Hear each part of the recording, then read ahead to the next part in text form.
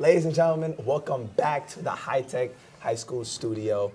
We are here for the second game of tonight's doubleheader. My name is Jose Calderon III, and I'm going to be joined once again, by Kaden Guilford, Kaden Garcia-Johannes, and our lovely producer, Jade Ortega, and our camera operator, Natalie Ortiz. Now, ladies and gentlemen, do we have a doozy for you guys in tonight's second doubleheader? We have the dominant, the defending champions, the #1 ranked Bayonne Bees going up against the Hudson Catholic Hawks. Every single time I say Hudson Catholic, I feel like I'm saying Hudson County. Very similar names there. But they are ranked #4.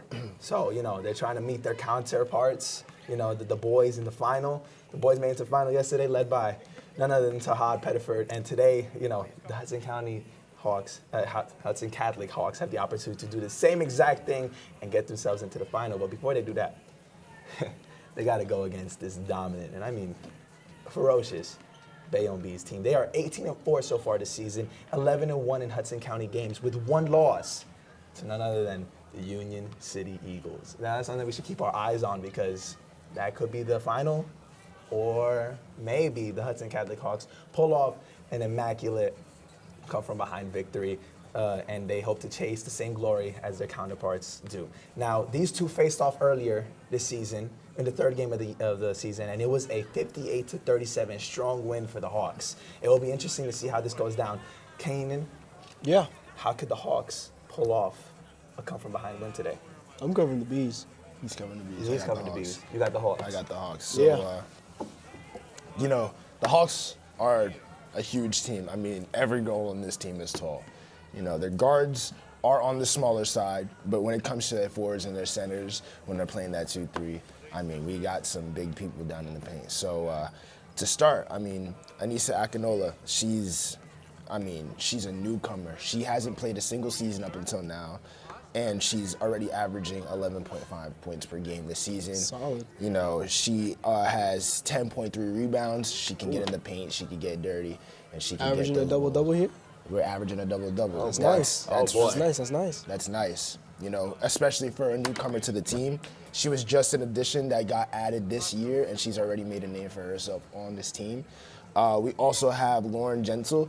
She is averaging 7.5 with 3 assists. She's their guard. I'm pretty sure she can dish the ball out. I mean, that's what she does best. She dishes the ball out. She can get some clutch points in crunch time, and she's a great offensive player. We have Carrington Schwind, which is another very tall player on this team.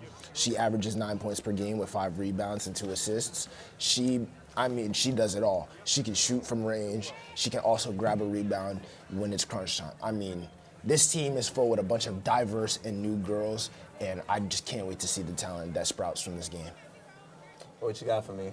Well, if we're talking about tall girls in the court, man, the Bayonne Bees have an absolute Goliath, man. Mackenzie Neal, standing at 6'3". She's tall. She's tall. She's tall. She has 276 points on the season. Very impressive. Possibly we could see her reaching 300 this season. Really good. She's a junior, actually. Didn't play freshman year. Played sophomore year. I believe around almost 300 points last season. I think 299. Mm-hmm. So is not an easy feat. That's spectacular. First year coming in, having almost 300 points, and you follow that up with a near 300-point season, possibly another 300, possibly 300. It's really impressive to hear. One thing that I recognized when I was researching this team, they're completely undefeated at home. They're 10-0 at home. It's just they don't lose home games, especially at Bayonne, huge campus. You can't lose there, man. And the only loss that they have, like you said, in Hudson County was Union City, I believe. That's going to be interesting. It's going to be a great game to watch if they win, right?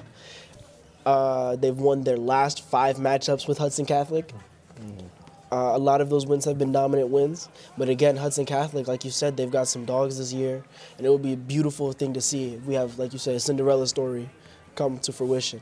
We also have the guard, Janiyah Mayers, with 237 points on the season. So they have 2 really great scoring options on this team. The one thing this tournament has been missing, and I said this yesterday, and I will say it once again, is that Cinderella story. I mean, like always in some sort of way, you always like March Madness, which is actually right around the corner next month.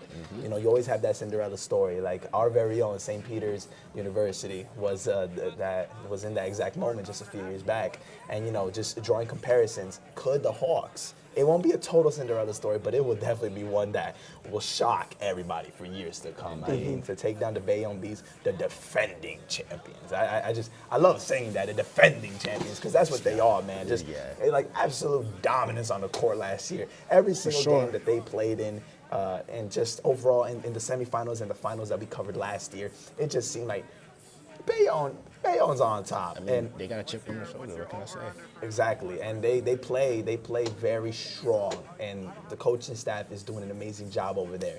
But Hudson Catholic is a big name school. It's a big name school. Yeah, big name school. They're one of the dynasties. Now, can you know, the girls have the same magic that, you know, the counterpart has? You know, that's the question. That's the question, and I think we'll see that here tonight. I believe they have the potential to do that tonight. Indeed. Now, They do. I want to get 3 key players to look at here, Caden. So, honestly, the first player I'm going to note out instantly, Anissa Akinola. I mean, new player, newcomer, putting up points like that, averaging a double-double is crazy. You want to keep your eyes on her. Lauren Gentle, she's an amazing player that you want to watch. She's going to give you a show. And Ariel Edwards is a player that I didn't mention, but she is an absolute paint beast. You're going to see her in the paint a lot, getting down and dirty and doing some good work for Hudson Catholic. And 3 key players. Give me Mackenzie Neal, Janaea Myers, and Giselle Davis. Giselle Davis. Yeah, Interesting. new name. Well, not a new name, a junior on the team. 193 points on the season and 118 rebounds. Pretty solid. Janaea Myers, ball distributor, 78 assists this season. Pretty good. Oh, is that 78 steals? Man, that's an all-around player that you got there. That's an all-around player right 78 That steals is in the season. That's something very nice to hear. impressive. In 21 games played? That's Wow. very, very impressive. Now let me get some predictions. Now we can do predictions for this one. We were a little settled in here, you know. What we got? I mean, honestly, this is another tough one. I mean, obviously, we see some great talent coming from Hudson Catholic, and I mean, dominance from the Bayonne Bees. So this might be a clash that you can't predict, to be honest. This one's going to be a hard one. All right. What you got for me? I'm gonna have to go with the same option, man. It's difficult to see here. It's very difficult. Listen, man, like it's hard, it's a great team here in Bayonne, but the same thing for Hudson Catholic, man. mean, like- and they're scrappy. They're ready to do it. They're are. ready to do it. They are. I'm not afraid to bite the dust. I know I'm going to look like a sellout. I always go with the underdog because I love the underdogs, but it's hard to not take Bayonne. We're going to send it down there courtside. Manny, Caden, Mark, what you got for us? We're back at High Tech High School for the 2nd consecutive day. We saw Hudson Catholic and Bayonne face off with their boys team, but today it's the ladies' time to shine. We've got a 1 versus 4 seed matchup coming up. Bayonne has emerged as the favorites once again. They've won this tournament 4 consecutive times and again are absolutely a force to be reckoned with. Can anyone stop them? Well, Hudson Catholic is gonna give it a shot. Manny, what is Hudson Catholic going to have to do to achieve that win today? Hudson Catholic, one of the more exceptional rebounding teams in the county. They're going to have to secure the ball off the glass. Also, get their shooter, Schwint, involved. She averages about 9 points per game. Lauren Gentile, she's the X factor. She's got to get the ball to her bigs down low and to her shooter, Carrington Schwint. If they want any chance at an upset, they're going to need to get rebounds, stop Mackenzie Neal in the paint as much as you can, and try to let it fly from behind the arc.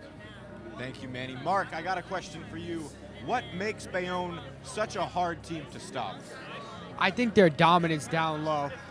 Arguably the best big in the county, Mackenzie Neal. She's just so dominant, averaging about 14 points a game. There hasn't been someone able to stop her completely. Multiple player of the weeks for Neal. I think their whole offense is really around her and Myers. Everything starts around those two, and nobody's been really able to stop them outside of Union City in this county. Look for Anissa Akinola to get involved. She averages a double-double on this season, 11.5 points per game and 10 rebounds. If she can outduel Mackenzie Neal, then Hudson Catholic has a very good shot at winning this game. All right, thank you, Manny and Mark. We have got our starting lineup just moments away.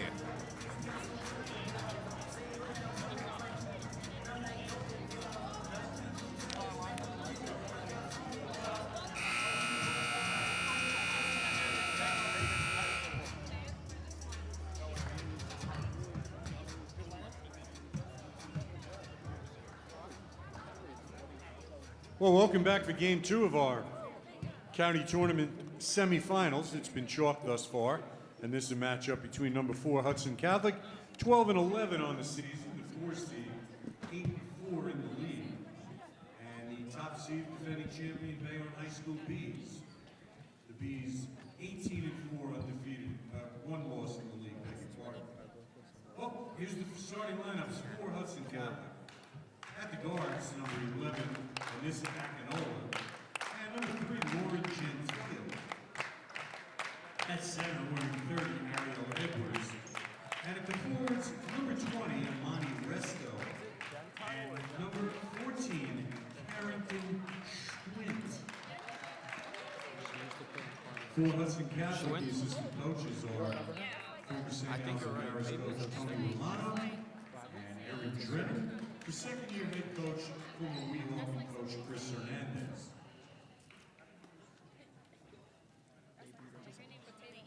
And here's the starting lineup for the Bees. At the guards, number 3, Eleni Dasher, and number 4, Tati Watson. At center, we're in 21, Mackenzie Neal. And at the forwards, number 11, Shania Myers. And number 23, Giselle Davis. For Bayonne, the assistant coaches are Courtney Young, Rashad Calloway, Ashley DeManio, Samantha Maggio. For 17-year head coach, James Turner. Kelly Miller is keeping book for Hudson Catholic. Book being officially kept representing Bayonne, Lisa Montalvo. The officials on the floor is assigned by the HCIL. Wendy Prado, Oscar Rivera, and Teresa Dutton, being the center circle. These who wear the maroon, they'll be the home team on the scoreboard.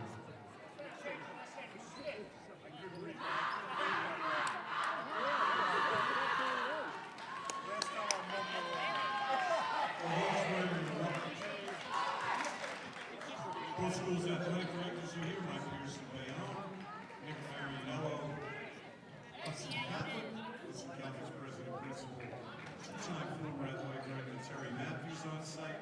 The teams have taken the floor. We are just seconds away from being off. It is Ariel Edwards for Hudson Catholic on the tip, Mackenzie Neal for Bayonne, and we are off. Both of these teams have 32 minutes to make their case as to why they should be the team facing off against Union City on Saturday. It's Myers.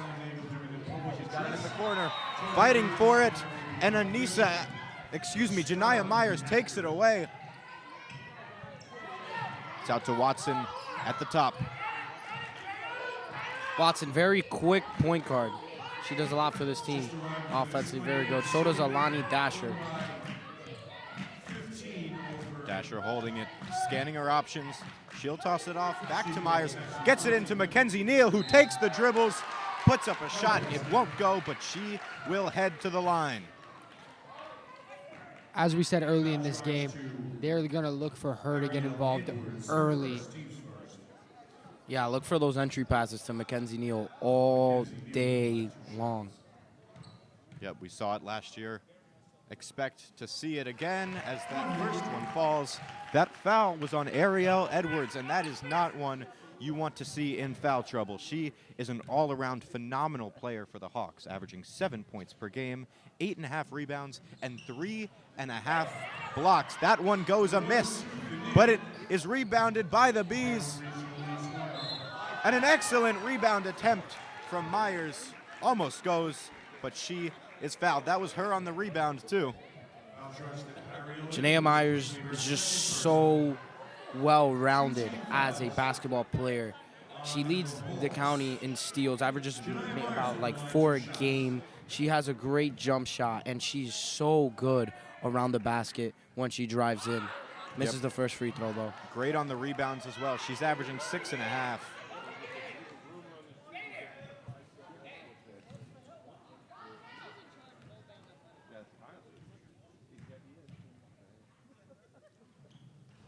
First shot no good, but the second one falls. And Bayonne is up 2-0 early.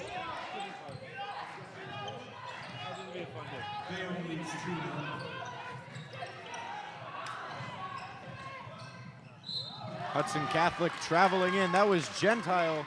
She puts up a shot. The foul will come in. She is an absolute weapon on offense, averaging 7.5 points, but 3 assists. Great job by Gentile there, using the hesitation, causing Dasher to come up, not having her feet set. She just uses her body to draw the foul, and she's at the free throw line now. Here's Kayla Cyrus on for the first time. Replacing Edwards. First one is no good. Here comes the second. That one is far right. Hudson Catholic, they get the rebound though. It's Schwint, gives it back up to Gentile. Hudson Catholic, great rebounding team. They show it there, get an offensive board. Schwint and Gentile pass it amongst each other once more.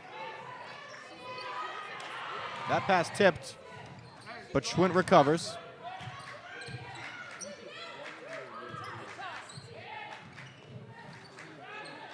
Passes it in, back out. Schwint tries the three. Off the backboard and no good. Bayonne is one of the best fast break teams I've ever seen. They're so good in transition.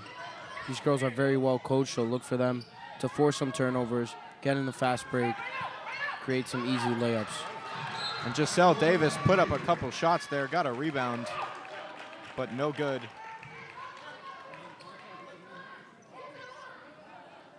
And an offensive foul from Bayonne. Foul charge to Giselle Davis, her first. 2 seconds.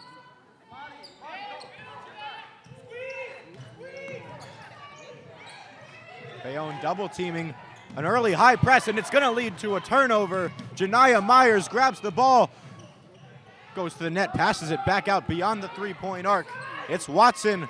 She gives it off. The three just too strong.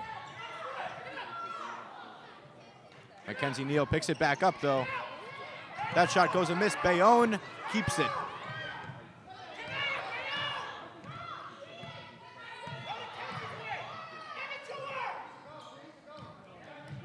It's Myers, gets it into Mackenzie Neal, and a classic Bayonne bucket right there.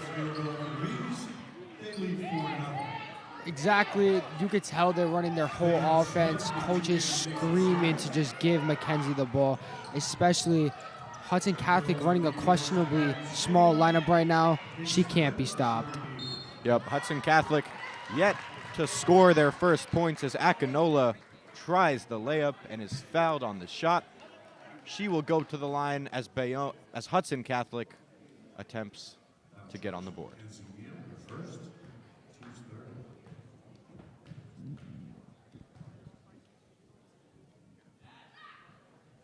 The first one's good, and we're back to a three-point game. Let's talk a little bit about how these two teams have faced off before. This is their third time playing each other this season. Bayonne taking each of the previous two matchups, and actually 5 for 5 on the last 5 teams these games have played.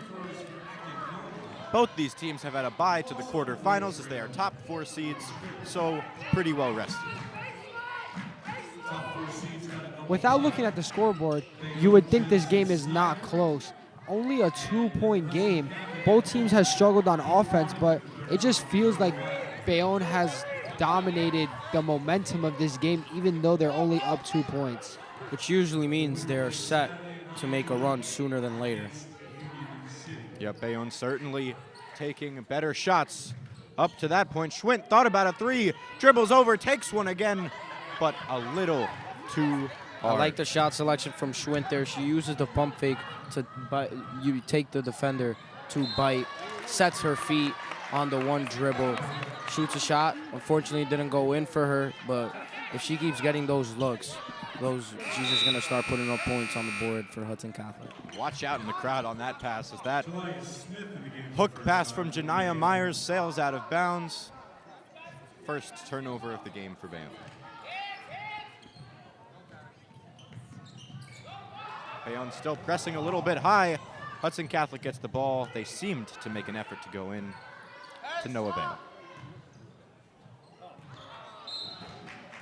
That pass in from Amani Resto does not find a white and gold jersey. Back to Bayonne as Talia Smith, the 5'7" freshman, is in the game for the first time. For being a freshman, she is very mature, running this offense and getting her players involved.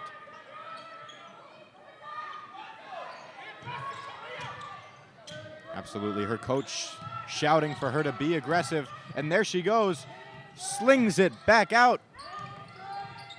And it's Myers now with the ball. A steal attempt, beautiful dribbling from Myers, gives it into Mackenzie Neal, and she makes the spin move. The layup is no good, but they get the rebound. Giselle Davis puts it back up. And Bayonne now at 6.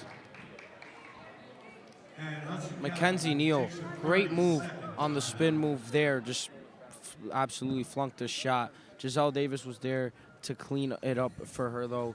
Bayonne is just a polarizing force at the rim. They can beat you with so many of their players down low. I look for that to keep going, and for Hudson Catholic to have any chance at this game, I said it in pregame, and I'm going to say it again. Schwint has to have those three-pointers fall for Hudson to have, again, any chance at making this at least a close game. Absolutely. It feels like Hudson Catholic's almost been given a free pass to still be within 2 possessions at this point in the game. Bayonne's had some crazy shots, but they just have not fallen. Short had an open look earlier in this quarter and couldn't get it to fall. Hudson has just struggled to generate any offense with the amazing Bayonne defense, what they're known for early in this game. Definitely a respectable effort, though, on the defensive side and on the glass for Hudson Catholic. They're giving themselves a chance on that side of the ball. They just need the ball to fall through the net. For sure, as Gentile tries to push in, but has the ball poked away.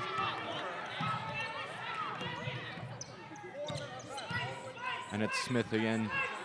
Scans her options and decides to go with Myers. Myers passes it back in. The shot from Davis does not find the net. Hawks ball. Great rebound there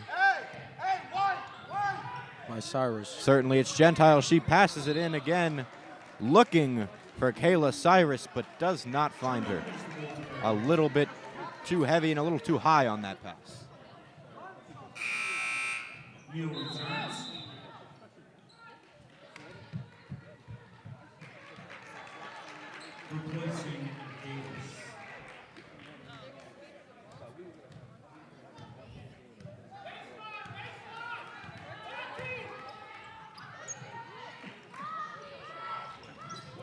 It seems like Smith is the go-to whenever that ball crosses the halfway mark for Bayonne.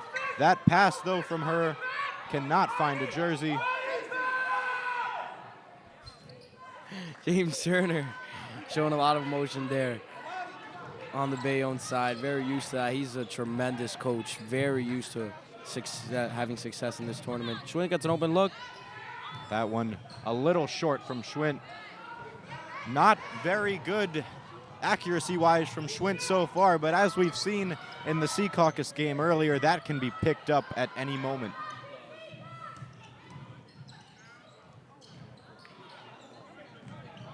It seems like passing a little bit of an issue for both teams so far. Hawks are doing an exceptional job on defense. Absolutely been making these shots hard since that timeout. And the floater, Lauren Gentile. That one went way, way, way up and down. Nothing but net.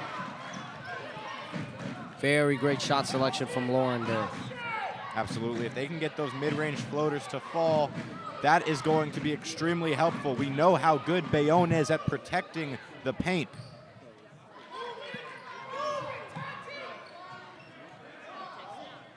And it's Mackenzie Neal the signature dribble and shot, but it just won't go.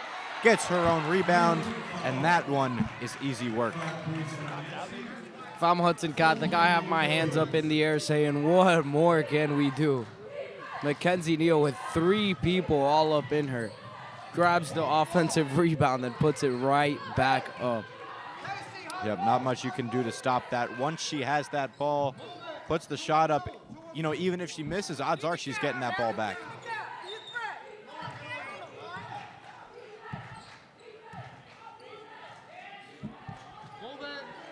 Schwint in the corner, gives it back to Gentile. Gentile, she'll try a 3. Straight off the rim, it's a fight for the ball. Great but rebound, Hudson Catholic comes up with it. And Schwint turns it over, gets it right back though. Puts a nice pass in, they attack the rim. And bodies fly on the floor. And after all that, Bayonne's got it. Gives it in, passes it low, but the shot from Dasher won't go. And that is it for our first quarter. Very low scoring so far.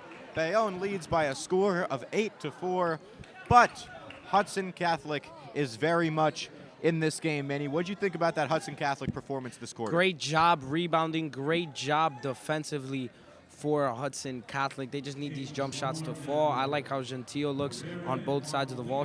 She seems very poised. And earlier I mentioned how Bayonne is so good on transition. On this last possession here in the first quarter, they did all the hard things except for the easy finish at the end. If you saw Tatiana Watson just split the defense with her right hand using the dribble.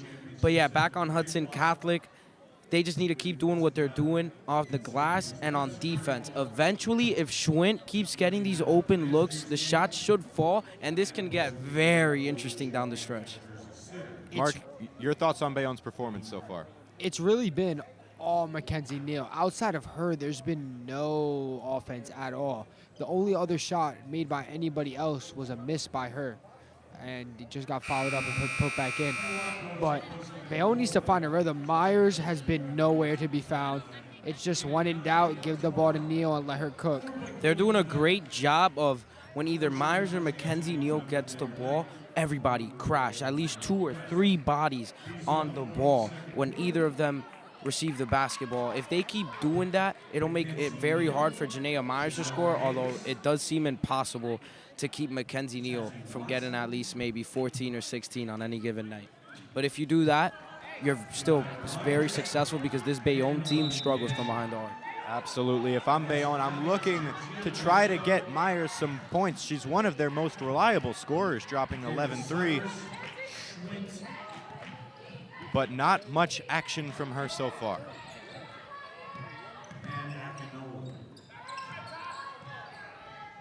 It's Watson. She'll hand it off to Myers. A nice pass in, and that is a clean 2 points from Giselle Davis. Beautiful feed from Janaea Myers there.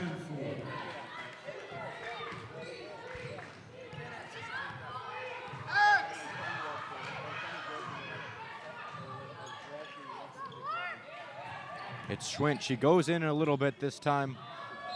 And we have a tie-up in the corner between Janaea Myers and Kayla Cyrus, the possession arrow facing the way of the white and gold.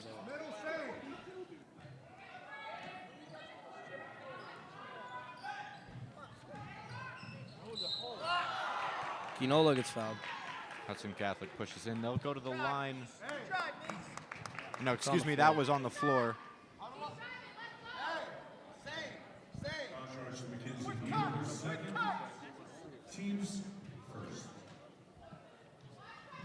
It's Mackenzie Neal on that foul. We saw her get into some foul trouble in the finals, as that one gets poked around by a couple hands and will rest with Bayonne. That one out to Janaea Myers at the top of the key. She'll hand it off to Giselle Davis, and the 3, not a favorable bounce for Bayonne. Here's Schwint.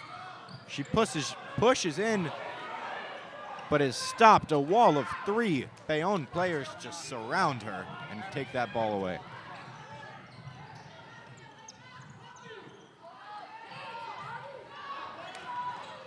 Dasher at the top of the key. Schwint pushing for a steal. Won't get one, but keeps it clean. Very good hands from Schwint there on the possession. Makes Alani Dasher uncomfortable there. Absolutely, and a lot of players, once they get that aggressive, it's either a steal or a foul. She managed to get away clean. Great That pass job, Akinola. intercepted. A great job from Akinola as she heads back down the court. Goes all the way in, puts up the rebound, tries to go coast to coast, and is fouled on the shot. Foul charge to Tati Watson, her second, team's second. Akinola at the line, 2 shots. Hudson making it very hard for Bayonne on those entry passes. Done a good job of attacking the guards. Absolutely, and the coach not loving this pass selection, screaming no as that ball was intercepted.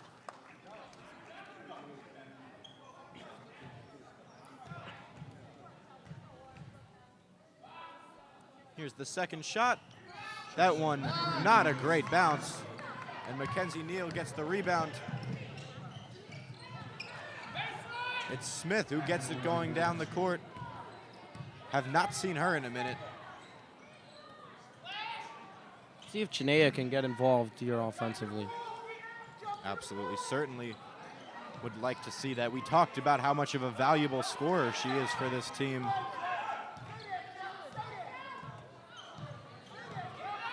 Looking at the rim while she dribbles, perchance thinking a three.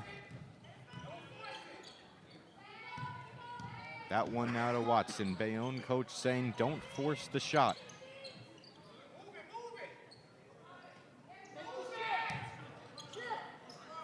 It's Myers, Smith, now Watson, back to Janiyah, and she puts it up, no good. Mackenzie Neal on the rebound. Who else was it gonna be? Puts it up, add 2 to Bayonne's score. If you're Hudson Catholic, you know that's gonna happen throughout the game. They just need to do a better job of scoring in these opportunities, and they're gonna need to force some turnovers because a missed shot is never an automatic change of possession when you're going up against the Bees. Absolutely, and that ball is stolen. Hudson Catholic tried to call a timeout, but couldn't get it away quick enough. Myers now goes in, puts up a shot, won't go, but gets her own rebound and taps that one away. Bayonne now building up a real lead here. They're up 9.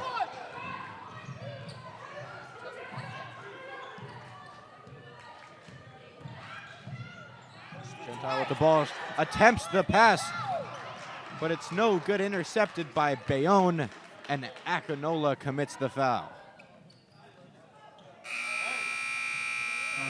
Like this is a decision from Coach Hernandez to bring back in Ariel Edwards, especially after seeing Mackenzie Neal get that offensive rebound, that putback. She averages about 7 points, 8.5 rebounds, and 3.5 blocks. An exceptional shot blocker. Gonna need her to provide some of that rim protection with Mackenzie Neal down low. Yeah, just to add a note about Mackenzie Neal, you said those rebounds where she puts it back up are unavoidable, and I totally agree. As that three too strong. We know Neal stands about 6'3", as there is some. As that ball goes out, last touch by Hudson Catholic. We don't have Hudson Catholic's official heights, but it appears that no one on the court is within 3 inches of her. Here's Myers. She'll toss it into Smith. That will not go. Good feed from Janiyah Myers there. A little bit of a freshman mistake from Smith not being ready for the pass, which led to her, the layup being short. Akinola battles in and tries to put one up. She's fouled before the shot. A hold. Foul charge to Gasher, her first.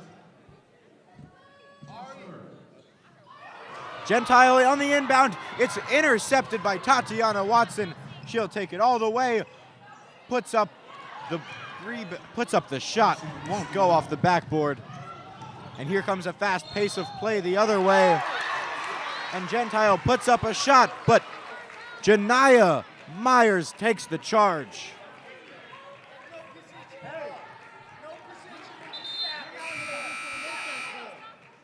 Little known on this Bayonne team, they're obviously the #1 seed, perhaps the favorite to win this tournament. And almost this entire team is coming back. The only senior on the roster is guard Sania Smith. So this team is going to be a force to be reckoned with next year especially.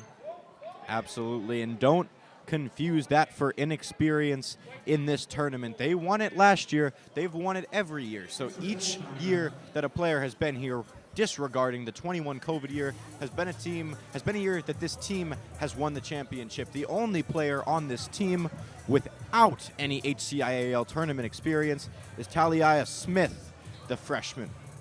And that's because she's a freshman. And now she's getting her first lick of experience in this tournament.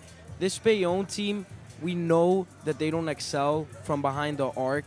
But to be honest, they're struggling a little bit finishing at the rim. Although they are up by 9 points. Once these shots start falling, these layups that we expect these girls to hit, it's going to get away from Hudson Catholic very quickly.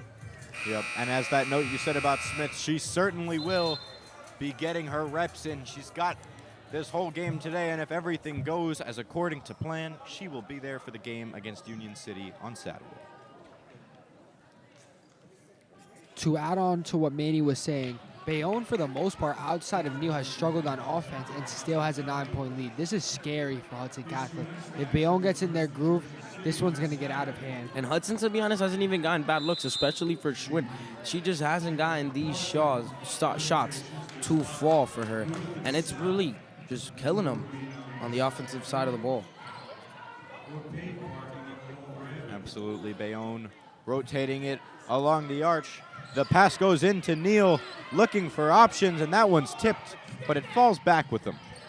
Like the game plan from Hudson Catholic, as soon as Mackenzie Neal gets the ball, put your two biggest players on her. Yep, Ariel Edwards for Hudson Catholic, certainly the biggest on the team. Back to Neal, tries to get the shot up. She does with two on her. The swat went up for the block attempt, but a nice angle off the backboard. Tremendous job by these Bayonne guards, especially Tatiana Watson, who just forces a turnover, leads to a block by Schwinn on the other floor. But that's what I was saying. Tremendous job by Watson on that earlier possession to be patient, force Akinola to get to the other side of the ball, of the floor. And once you give the entry pass to Mackenzie Neal, it's Edwards and a smaller defender in Schwinn. It's just too easy for him. Absolutely. On the inbound, Bayonne is left a wide open three, but Giselle Davis cannot find the net.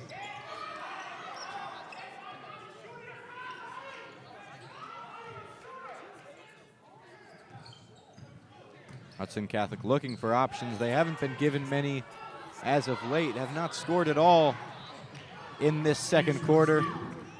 Great hands by Watson. She forced another turnover. And this ball's into Mackenzie Neal. Does what she always does and is fouled on the shot. Schwinn wanted a foul going the other way, but she won't get it. They're saying she got held.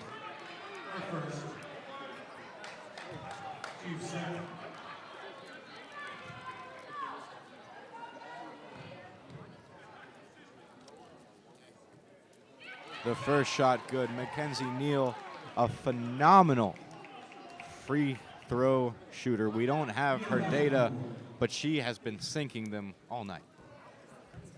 Something she's majorly improved on. When we first saw her in this tournament, it's something she struggled on. It's something what people like to do.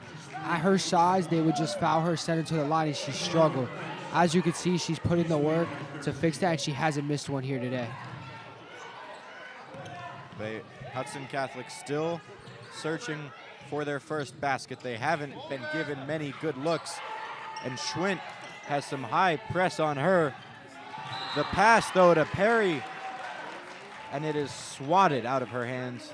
Ball will remain with Hudson Catholic.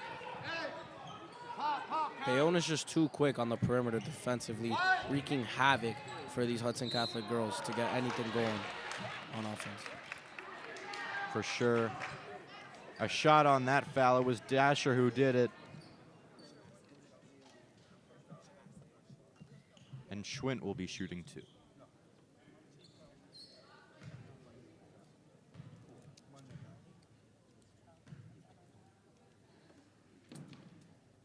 She's ready. The first shot a little short. We've got about 1:26 left in this half. When it comes halftime, we will send it up to Jose and his crew for the halftime show.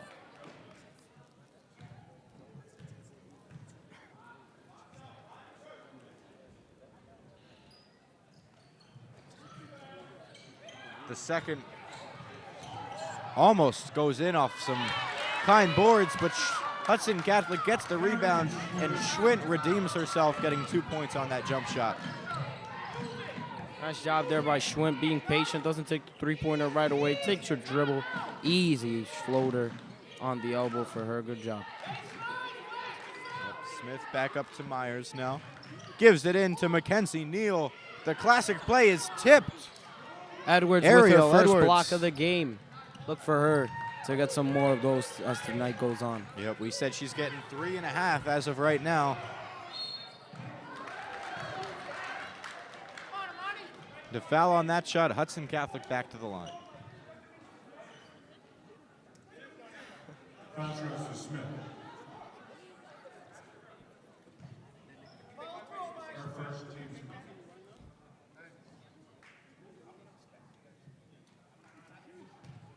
Hudson Catholic handily beat Kearney by over 15 points to get here, and they are extremely hot right now. 7 for their last 8, but this is a task higher than any of those games.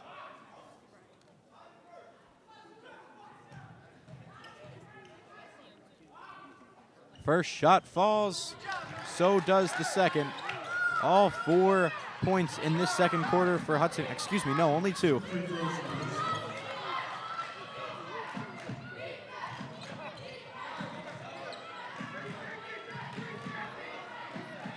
Shania passes it off. It's back to her. Trying to find a shot, but Bayonne standing strong on defense. And the pass from Cyrus is off the shoe of Janaea Myers.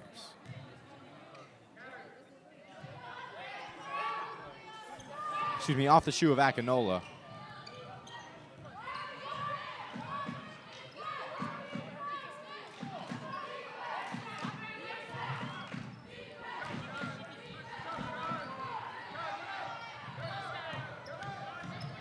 Shania. Gets all the way in. The shot won't fall, but the foul will. Janaea Myers is definitely the most explosive player off the dribble in this entire county. I won't even go as to say this game. I'd say she's the most explosive player off the dribble in the county. She's just so good at that crossover and getting to the rack. So if they do end up winning this game, it's going to be an exceptional matchup between her and Jada Guerra. I definitely think Guerra has the edge when it comes to the jump shot, but Janaea has such a great ability of getting to the rack off the dribble. Certainly, she's got over 150 points from inside the arch this season. And that one doesn't fall. Will they get the shot off before the quarter ends? No. And that will bring us to halftime, a score of 19-9. Bayonne with a solid 10-point lead so far. Thoughts on the half, guys? Yeah, great job from Bayonne to get in a better rhythm offensively. They only scored 8 points in that first quarter, score 11 in this second quarter. They just got to keep doing what they're doing. Great patience from the guards, just forcing Hudson Catholic to not be able to get the double team with their 2 bigs down low. They keep doing it. They're just going to run away with this one and advance to the championship round. Funny to say, this is kind of looking like what Hudson did to Bayonne's boys team. All the points have really came from the free throw line. No offense at all has been generated. There's been 1 bucket in the first half that has not been from the free throw line. Hudson needs to get it going offensively if they want any chance in this one. And Gentile has looked pretty good offensively when she's had the ball in her hands. After that, though, it feels like she hasn't put up many shots. Bayonne doing a great job of denying the ball. And I think the thing that has kind of plummeted this scoring total for Hudson Catholic the most is the fact that Schwint, she has gotten good looks lately, but they're just not falling. And if your best shooter is not going to be able to knock down shots from behind the arc, you have no chance at upsetting a team that on paper is just much better. Certainly. You talked about a little bit about Mackenzie Neal earlier, and to be honest, I don't think she's fully caught her rhythm just yet. I think better things are to come from Mackenzie Neal. We saw a couple of those layups that didn't fall. This game would be way, way more out of reach if those did, and I think that's what's to come in this second half. That's going to do it for us down at the floor. Let's send it upstairs. Take it away, Jose.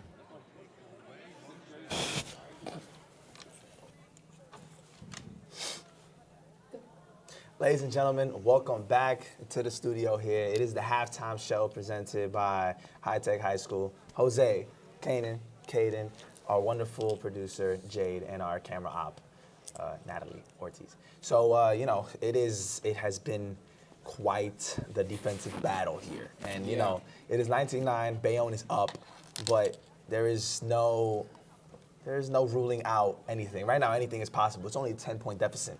You know, the first quarter, Bayonne scored 8 points. Hudson Catholic scored 4. In the second quarter, Bayonne scored 11 points, and Hudson Catholic only scored 5. I mean, the thing is, with Hudson Catholic, I was very worried because they had like 1 point the whole quarter until about like the last remaining minutes that was left on the clock. It was very scary. 19-9, very low scoring one here. But shout out number 21, Mackenzie Neal. Yes. She is Bayonne having Bees. a game. Dog, she's a She's dog. having a game. She's a dog. 11 points. That is way more than 50% of the team's points. Overall, how we feeling today about this game at half? You know, anything can happen with a game like this. It's a very low-scoring game. You never know when the tides are going to turn. You never know when a team is going to pick it up and start dropping buckets. So, I mean, hey, everybody loves defense. You know, greatest offense is the greatest defense, and vice versa. So let's see what happens. I think Hudson Catholic has a chance to flip this around. But if Bayonne stays on their A game, they might be able to hold this one through.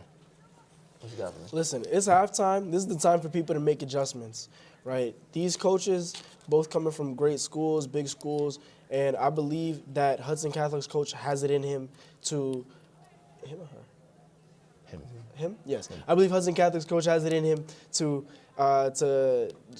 flip this around after the half in the third quarter. Third quarter Alrighty. times for matches. So we're going to send it down there to our sideline reporter, Siegfried Yalink.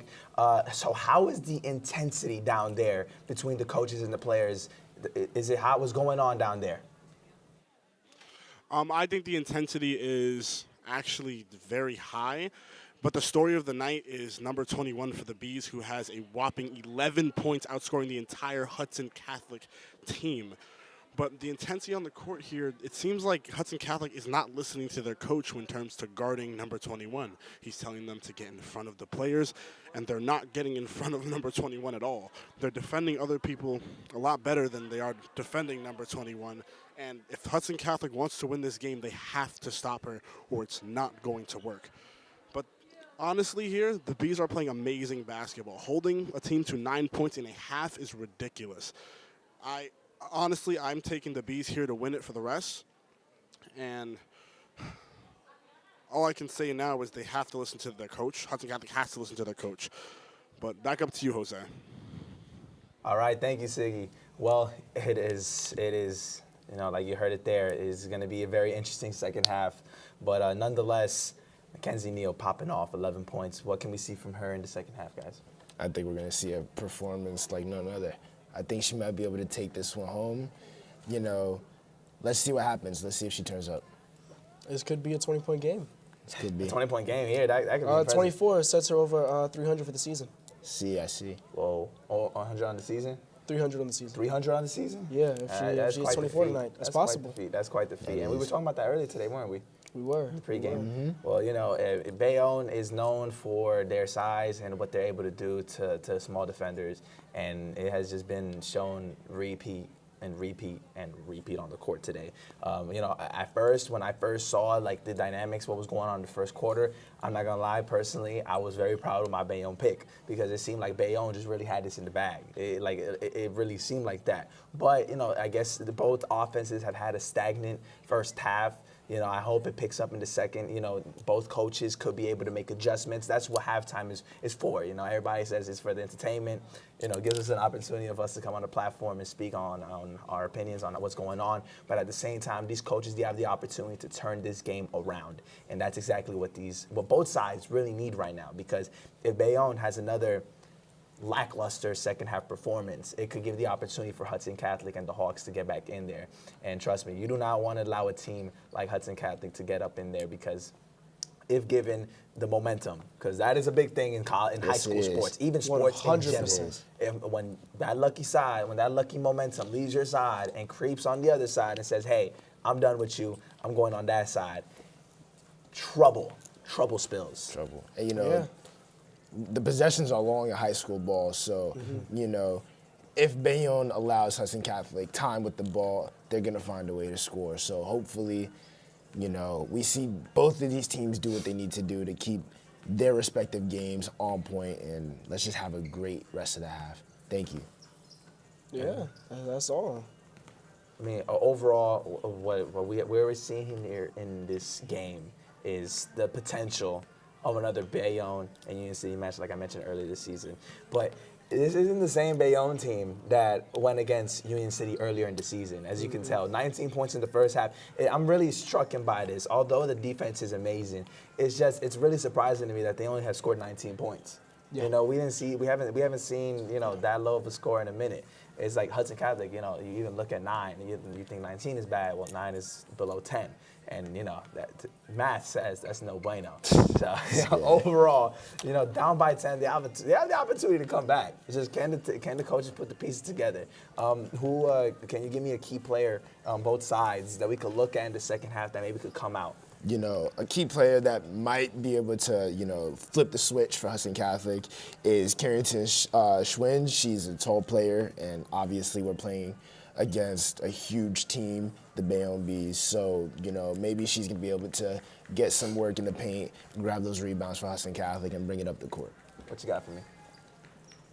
I'm going to say Mackenzie. Mackenzie's, you know, has certainly taken force in this game, certainly has, you know, grabbed the reins for herself and is pushing this team forward. And, you know, I want to see the 300 points hit tonight. I think it's possible. I also think 24 points. She's got 11 now. That's 13 more? 13 more. That's very possible. I think that's feasible. 24, like the late, great Kobe Bryant, the beam. All right, we're going to send it down there to court side. What you got for us, guys? Let's have a great second half. The sun is long set. It is dark, and we are headed to the second half. We are back from the floor at One High Tech Way. Let's talk expectations for the second half. Mark, what do you have for us? I'm here looking. I think Bayonne, even though they're winning, hasn't played good for the most part. It's really just been the Mackenzie Neal show. And I think even if they come a game with this game, they have to play better. I would want to see Myers get more involved, the role players get more involved. We know Niels is their star. We know this. So I would say keep her in her rhythm, cool. But you need everyone else to get in the game. Honestly, I've been very unimpressed with Bayonne, although they are up 10 points. I've been unimpressed in the sense that last year they had a few seniors, and a senior guard especially, who was an exceptional sharpshooter. We saw it throughout both games that we called last year for this Bees team, which opened up the floor for Janaea Myers. It opened up the floor for Mackenzie Neal. We're seeing Hudson Catholic be able to get both bigs on Mackenzie Neal each time that she gets the ball. You couldn't do that last year because they had shooters. Another thing, Janaea Myers, she's doing her best. Again, I said it earlier, she's one of the best dribblers this county has to offer, if not the best. She's very explosive off the dribble, but she can't get anything in the paint. Due to the lack of shooting that is on this Bees squad, it makes the paint clogged up. There's always help defense to help the person on the perimeter that Janaea gets past. So this Bayonne team, right now I'm already looking ahead, and I'm sorry if it feels disrespectful, but I'm already looking ahead. If they're going to look like this against Union City, it's going to be very tough to win that game. And then on Hudson Catholic, if they're going to have any chance of winning this game, I'm just going to keep saying it because it's the only way. Schwint needs to knock down these three-pointers because they're doing well on the defensive side. Everything you said, I totally agree with Manny. They need Schwint to get back in this one. They just need offense in general. 9 points in the first half is unacceptable. You're not going to win any game like that. I don't care at what level. So they just need to get better on offense. They've been doing their part on defense, but we'll see what they're going to do in the second half. All right, we are just a couple seconds away from the second half kicking off. Great insight, guys. A 10-point deficit now. Hudson Catholic, 2 quarters. That's what they've got. Lackluster scoring efforts in the first 2. That is the main issue right now. And even though Bayonne doesn't have the high caliber performance that we were expecting, they still see themselves up double digits. Yeah, if you would have told Hudson Catholic side that Bayonne was going to struggle especially from behind the arc with their jump shots and even at the rim, because what we expect from them, with what we've seen right now, they've definitely struggled with finishing at the rim. Hudson Catholic would definitely take that. With all that being said, though, they're still down 10 right now. It's just not going well for them offensively. Hopefully they can get on a run for their sake. Yep, just a testament to how strong of a team Bayonne truly can be as they have the ball to lead us off. Myers passes it in to Neal, gives it back out to Myers, shoots the 3, not very close. That's what you got to do if you're Hudson Catholic. Force Mackenzie Neal to pass the ball out when she gets it in the paint. You can live with Bayonne taking jump shots all day because they don't shoot them at a high percentage. Yep, great job by Edwards there, drawing the foul as she heads towards the net. A run coming out of the half is something that we see a lot here, and this is Hudson Catholic's chance to start. The first one bounces on the rim a couple times, but its fate was not in that net.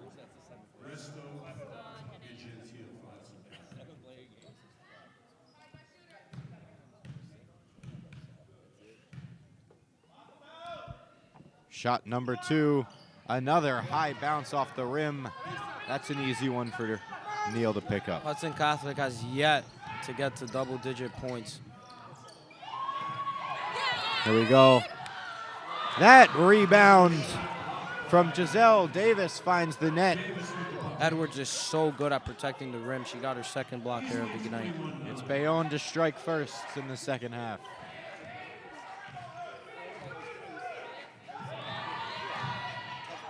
And that one, it gets rough in the backcourt. The ball will stay with Bayonne, though. Schwint tried to poke it away. And she did, but it was... no, excuse me. It is the Lady Hawks ball.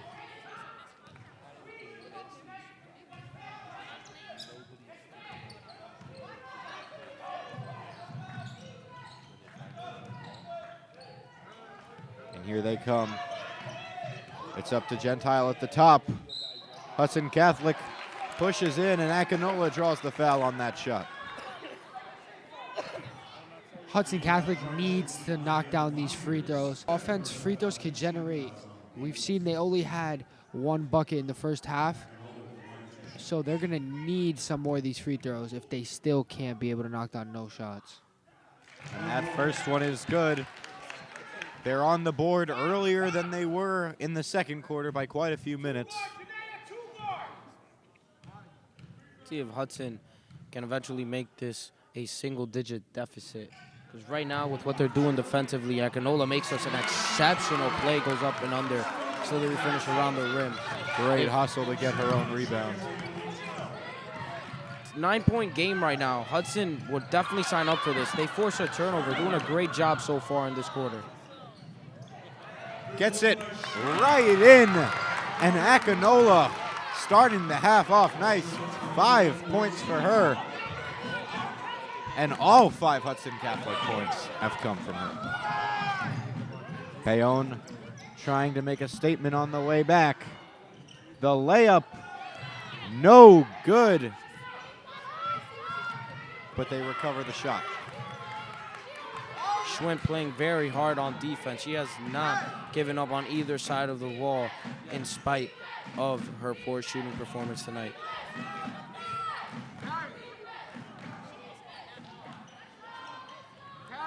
Bayonne taking it slow. They can afford to. And Myers Very pushes unlucky it. there for Bayonne. Myers was blocked on the shot, and on the way down, the ball just hits her in the shoulder. Unfortunate, but just the break that Hudson Catholic needs. They got a chance to go back now and make this potentially a 4-point game with a 3 here. That one, though, it's intercepted. Giselle Davis on the way back, and she'll decide to take it slow.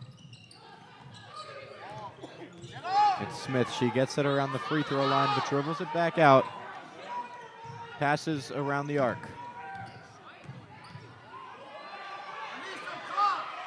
It's Smith, the pass from Dasher. We haven't seen her doing too much lately. Myers will give it back to Dasher. Haven't been able to get the ball to Mackenzie in this possession.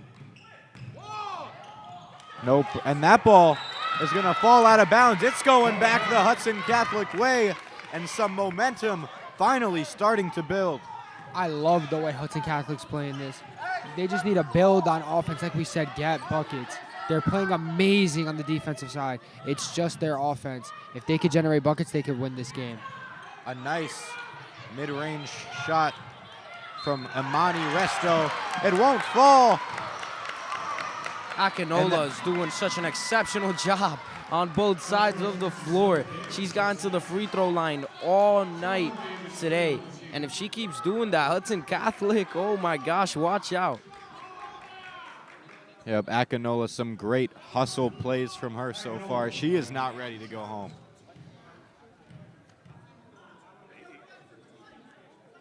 And the first shot is good.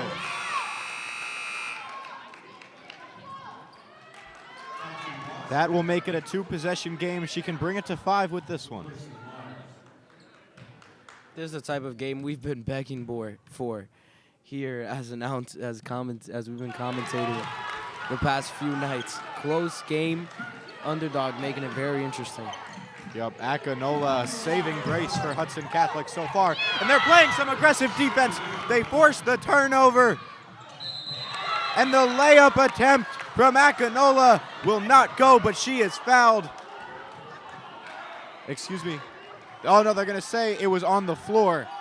Akinola also a big part of that turnover. Her, and it was Schwint, I believe, with her that pressed way up.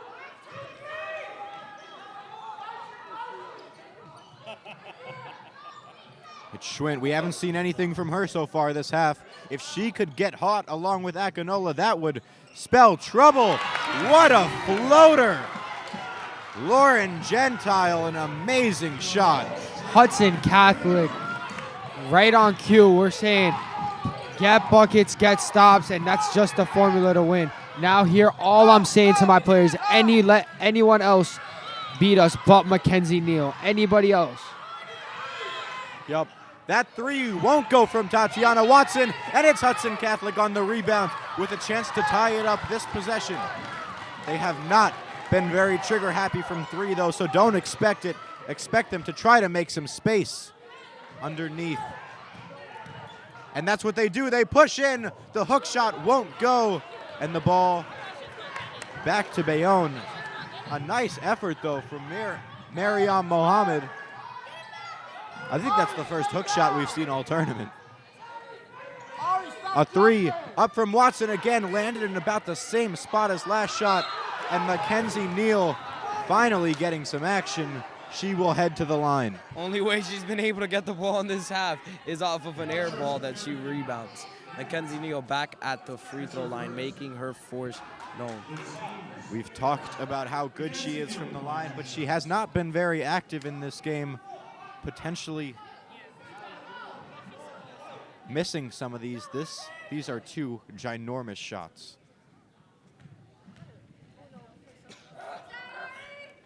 The first one's good, though.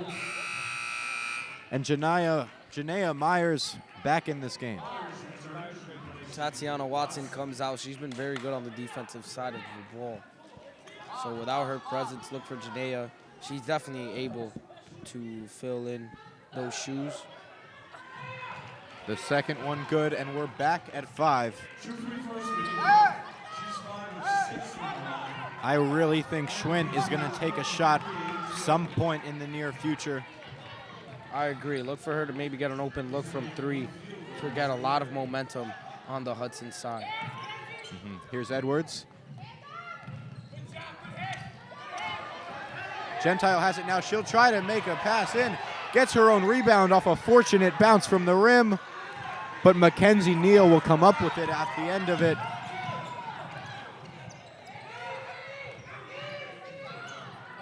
It's Giselle Davis. She gets it into Neal. Back out to Smith. She'll give it back to Davis, who tries the 3, but it's just a little bit to her right. Mackenzie Neal gets it. She puts up 2. None of them go, but Davis finally finds a rebound that will. Edwards is doing such a phenomenal job, just as good as advertised when it comes to protecting the rim. She just needs some help down low. Yep, Bayonne getting a little bit more aggressive on their defense, and that's what that leads to sometimes. Myers on a foul. Foul charge to Myers, her third, team's fourth. Off ball on the side. We're approaching 2 minutes left in this third quarter. A phenomenal defensive effort from Hudson Catholic so far. They've only allowed 6. And here comes Myers on the pass back. They're gonna call a foul to the disapproval of every Hudson Catholic player. I highly disagree with that foul. I thought Schwint did a tremendous job in transition, kind of keeping her hands to herself, put her hand up late when the ball was coming up and got it on the ball. I really, really disagree with that foul call. I don't know what the ref saw there. I can't agree more with that, Manny. An unfortunate call for Hudson Catholic, as the first shot from Myers will find some nylon.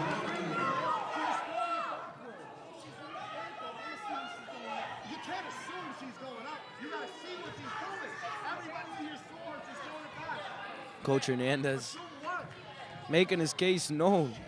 Yeah, it seems like even if he was trying to make the case that even if that was a foul, it wasn't a shooting foul. She was evidently passing that ball into play, not going up for the rim. The ref responded with, when she's in the paint, I'm going to assume she's shooting the ball. And I don't blame her. That floater from Gentile, she's hit a couple of them today. That one a little to her left, but she will see the charity stripe for 2 shots. Kind of a late call there, but if Gentile can keep getting to her spots and good putting those floaters up, it's going to be a recipe for success. Right when we thought Hudson Catholic was right back in this one, Bayonne extends their lead with a couple questionable calls.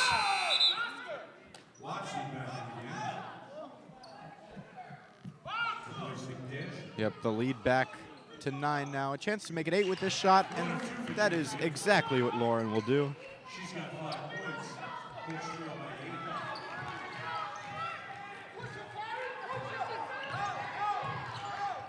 8. Smith, a long pass over to Neal. She tries to get it in. A nice turnover from Akinola. Another great hustle play. And she'll give it to Schwint. Schwint tries the 3. Yes! Schwint, it takes 3 hops off the rim, but finds the bucket. We are back within 5. Myers all the way in. Nice. Schwint finally Clean gets her bucket. first 3 to go win tonight. Look for her to get her confidence up, potentially get in a rhythm, and put some more 3s in for Hudson Catholic. But they can't turn the ball over if they want to do that. Nope. Simple mistakes like that have to be avoided. 3 possessions for Bayonne could spell disaster. As we are winding down, 43 seconds now. Smith holding it above her head. Gives it into Mackenzie Neal. She'll dribble once, put it up. No good. Shooting foul. Sometimes you just have no other choice but to foul Mackenzie Neal every time she gets the ball in the paint. She's just super duper hard. And I'd go as far as to say impossible to guard when she gets the ball down low. Yep, Edwards on that one.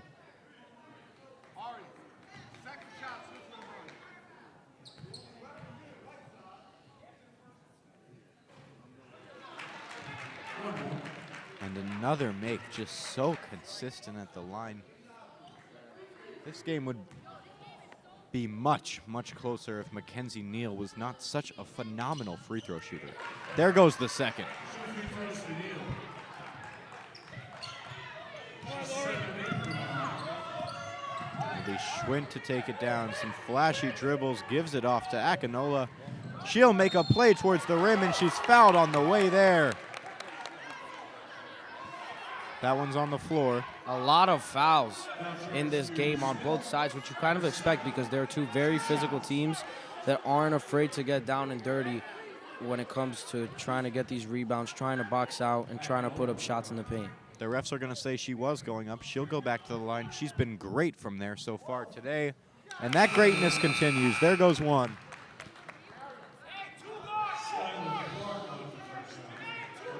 Down 8. If Hudson Catholic can go on one of these runs, it's really anyone's game. It's just dangerous because this game could get out of hand at the same time. Second one short, and they'll call a violation on that foul shot, so it wouldn't have counted anyways. Akinola got a little ahead of herself there after shooting the free throw. She sprints off of the line just a bit too early.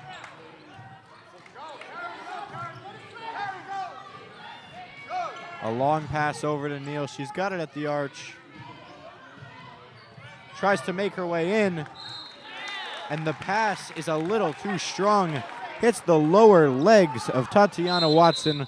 The ball is back with Hudson Catholic. Only 4.2 to play, though. It's going to be important to get the shot off quick.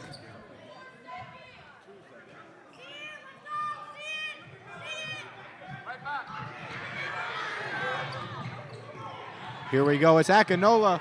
Gives it off to the corner. A three at the end. Yes! What a shot from Gentle. And we have a game going into the fourth quarter.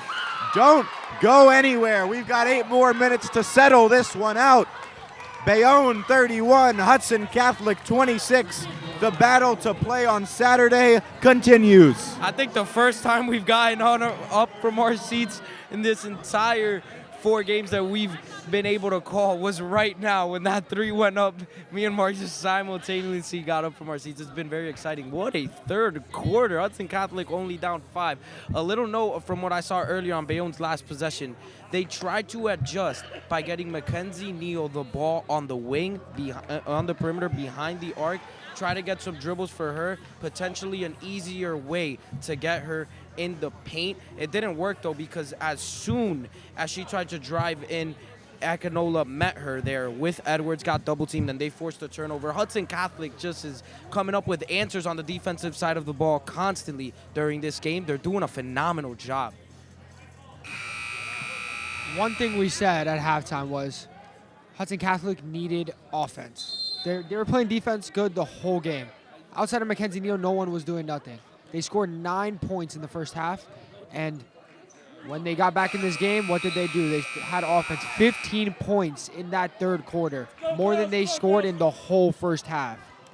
Great job, just a phenomenal job from Hudson Catholic. Also got some shots to go down from behind the arc. Look for them to keep doing that, keep getting to the free throw line, and we can have an upset here in Secaucus. Here we go. A phenomenal third quarter from Hudson Catholic, led by Anissa Akinola, but it's Bayonne to start off the fourth quarter. Mackenzie Neal's got it in the corner. She'll hand it off. Dasher has it, now it's Watson. She'll give it to Myers. Back to Watson, puts it up, and Edwards, Ariel Edwards, we said she's the one that can block, and she does just that on the shot.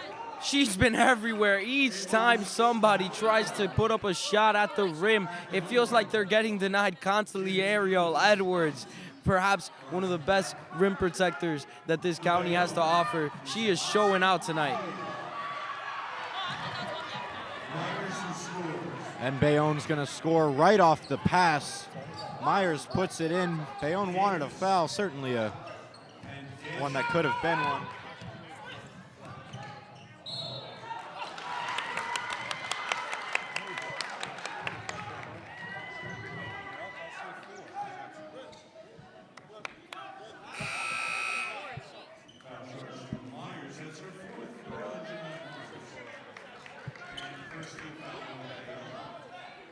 Here comes a foul in from Bayonne. Hudson Catholic's got it under the rim.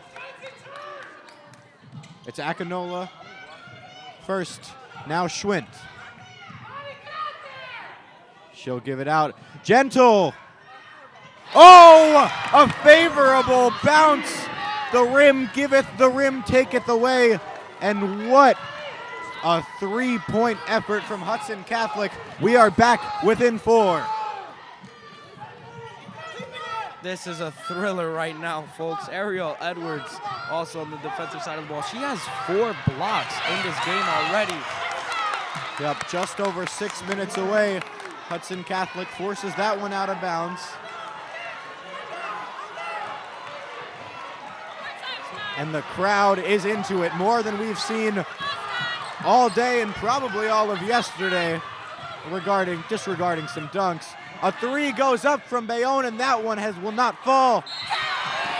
Neal gets the rebound, and she is headed to the line. Bayonne, I don't believe they've hit a 3 all game. Definitely not. They have it. They're over from behind the arc. It's been a struggle and very tough to watch, and it is the reason that Hudson Catholic is keeping the game so close. Also, their only source of offense seems to be Mackenzie Neal at the free throw line. It's crazy. And she is automatic from there, though. This would be probably around a tie game if Mackenzie was not so consistent. A chance to make it 6. And that she will do. 2 for 2 again.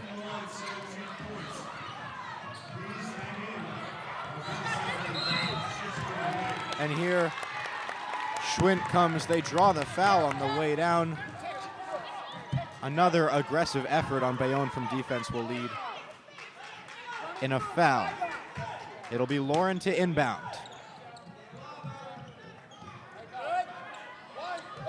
And it'll be back to Lauren to bring it down the court.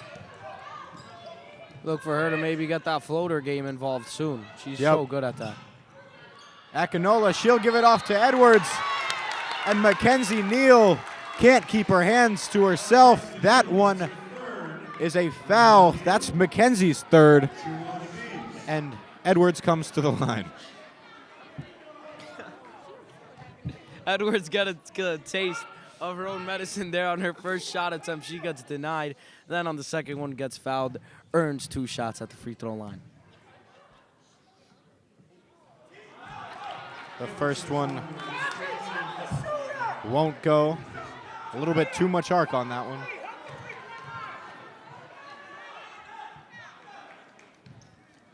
This shot to bring it back to 5.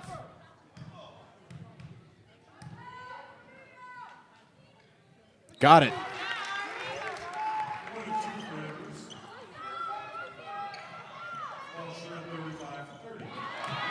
Bayonne, they can't coordinate it well on the inbound, and Hudson Catholic gets it right back. Very uncharacteristic turnover from the guards. It seems that this close game combined with the struggle on offense is leading them to some very uncharacteristic, indisciplined plays. They're getting a little bit ahead of themselves there. Yeah, it seemed like Hudson Catholic was also pressed up a little bit more than they normally are. Watch out for Mackenzie Neal, already in foul trouble, 3 fouls. If I'm Hudson Catholic, I'm attacking Mackenzie Neal. Let her get out this game. Akinola, a nice rebound on a missed floater. Tremendous effort. As she falls, they're going to call a foul Timeout. timeout. Hudson Catholic Hernandez takes another timeout. I know I know she's trapped in the corner. I understand that. But do you like the timeout there by Hudson Catholic? You have all the momentum. Why let Bayonne go regroup in the timeout? I would have done it. I mean, she was trapped there, would have led to a turnover. We know that Bayonne is exceptional in transition. They thrive on the fast breaks. The reason that this game is so close is because we haven't seen them in many fast breaks, and when we have, Hudson Catholic has done a tremendous job at stopping them. So I actually agree with the timeout. I disagree with you there, Mark. I like what they're doing. I think you give them a breather a little bit. Let Gentile perhaps drop a play for her to get involved, or Schwinn to get involved from behind the arc. They get possession. They can make this a one-possession game right now. I think that's very important. Yep, Bayonne now with a chance to regroup, a chance to talk about what has gone wrong since this second half has started. We're at a 5-point game, a little bit under 6 minutes to play. Hudson Catholic trying to complete the improbable. They're going to have the ball when we come back from the timeout, and 2-ball seems to be the name of the game right now. They're all trying to get in. Of course, those couple threes have been very valuable, but I don't think they believe they can make them consistently enough to be trying them.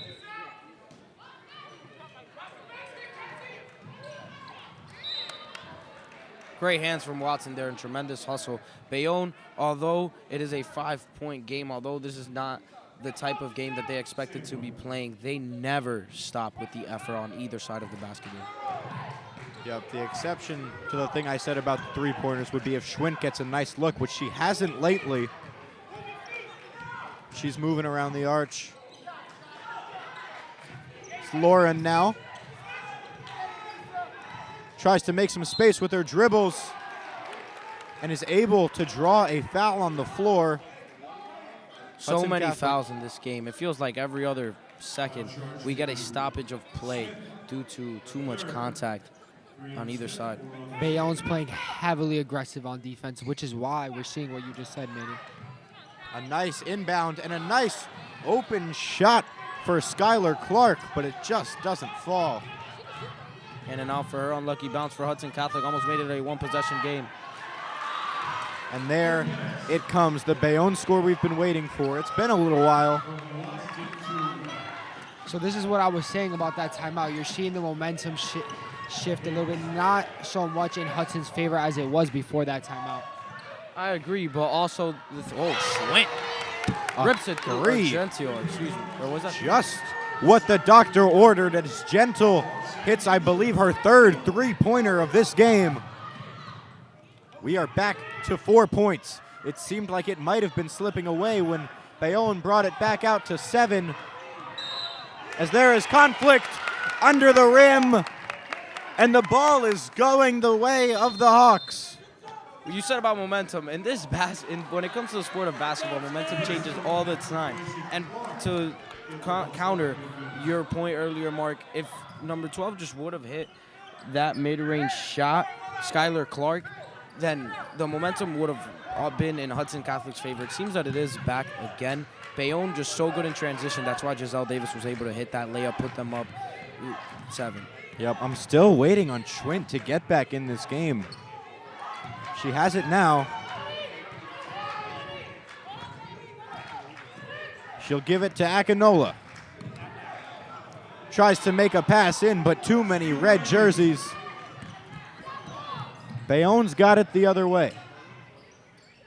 They're double teaming, trying to force a turnover. Mackenzie Neal has it. The ball's up in the air, and it is recovered by Giselle Davis, who puts it up for 2.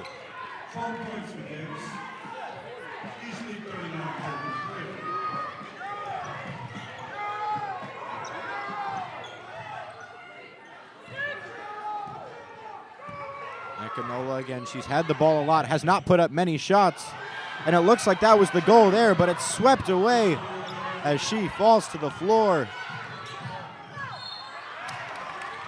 And there comes a foul on the floor from Lauren.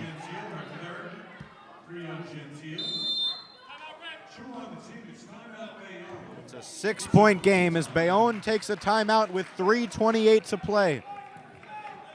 And it seems like we're stuck in this deadlock between about 4 and 8 points that Hudson Catholic has not been able to break out of. Yeah, for sure. Hudson Catholic, I mean, they just got to kind of get over that hump. It is a 6-point game right now with 3 minutes to play. They got to start generating those important threes. Yes, they have them. Perhaps maybe go to another level, start getting those important shots that can perhaps put them over the top and limit the transition buckets for Bayonne. They don't have much time, though. The clock is ticking. Down 6 at this point, late in the fourth.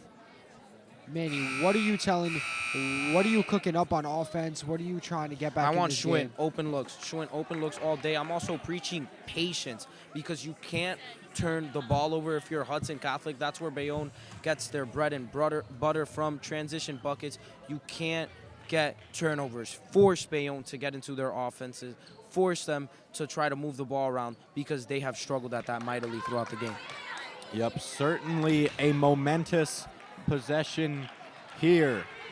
Bayonne's going to have a chance to make this a 3-possession game, which would be extremely challenging for Hudson Catholic to come back from, given only 3.5 minutes to go. Bayonne's not going to force anything here. It's Smith. She tries to take it in, gives it to Neal, who tries the jump shot, but it won't go. Hudson Catholic's got it, and they're going the other way. It's Schwint.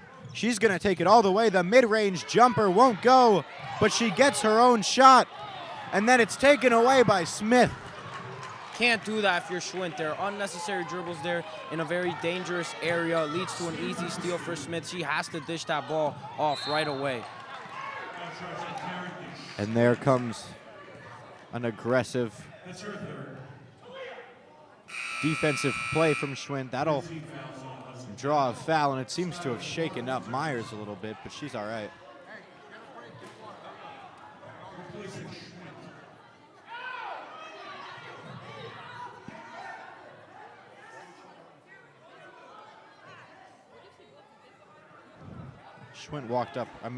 Myers walked up into the stands a little bit, unsure what that's for. Yeah, that was kind of interesting. I was thinking about that right now.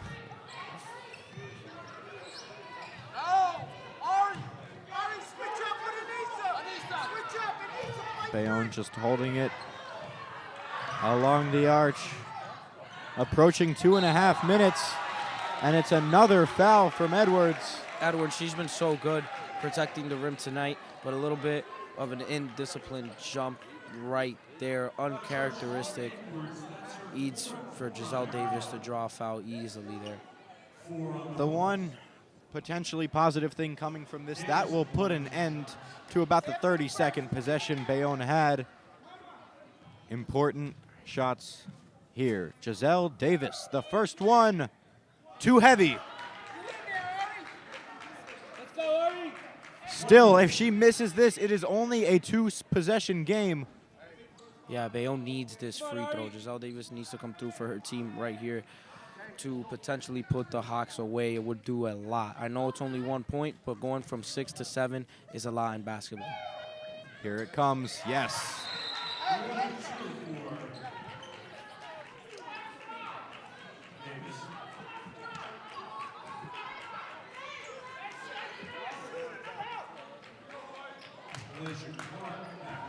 Here comes the all-important possession from the Hawks. It's got to be about a score on every time, and that's not what they needed. They turn it over, and here comes Myers on the way back, an easy bucket. That's what we expect from Bayonne all day. Force turnovers, get Myers in transition. If they do that, they will put the Hawks away. Yep, it's 9 points. The three-pointer goes up, and it's no good. The ball takes a couple bounces in open space, but Bayonne gets it, and it's another layup in transition. Giselle Davis that time, and it is now an 11-point game with 2:01 to play. That's what you need to do if you're the Bees. It took so long for them to break through in this game and get in the fast breaks, force fast breaks consistently for them. They've finally done it now. It's why they're up 11. It's why they've pulled away in this game. Yep, it seems like it took them 30 out of 32, but they have finally shown their dominance. They have finally took this game in their hands. If you're Hudson Catholic, you can't turn over the ball knowing that Bayonne, that's their strength. You can't get them in transition. Having the game right there, you have to slow it down. I like that shot that they took on that last possession. It didn't fall, but that's the shots you have to make to get back in these games. During the earlier time, I was talking about how if I'm the Hudson coach, I'm preaching patience. Can't have turnovers. It's been the exact opposite. They've just been turning the ball over. It is why things are looking bleak right now for the Hudson Hawks, down 11 in this fourth quarter. 2 minutes to go, though. Still some time. I mean, you got to play pretty much a perfect brand of basketball for the rest of this game if you want any chance, which they kind of did for a while, it felt like. So just need Edwards to not foul. Need the turnovers at a minimum for sure, and need to get some open looks from behind the arc.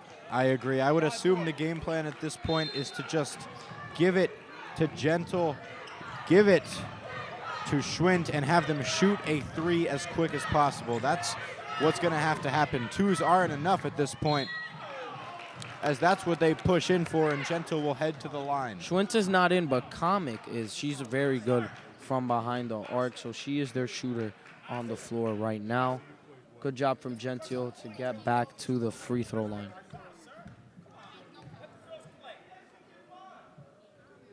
Here we go. It's too late to be missing those. She knows it. Sinks the first. We're back to 10.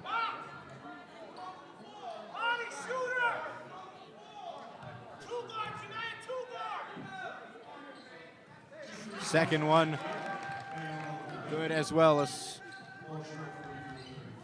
Assume Hudson Catholic's going to try to make this inbound tough. And they do. The pass is to half court. It's Smith now. And Bayonne is just going to...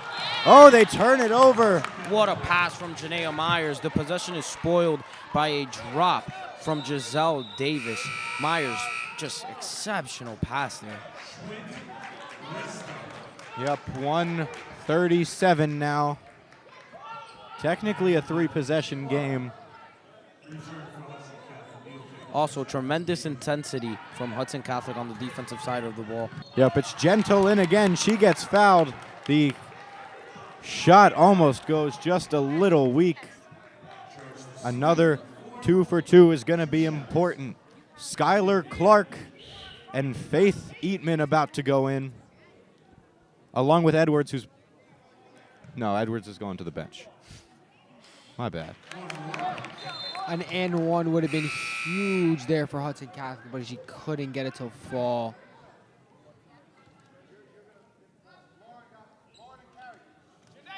Hey, these 2 points would still mean a lot. If she makes the second free throw, 7-point game can be very interesting down the stretch, and she delivers.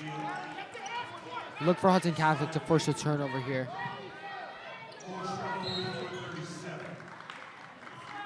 Here comes the offensive foul. Faith a little too high up on Bayonne there.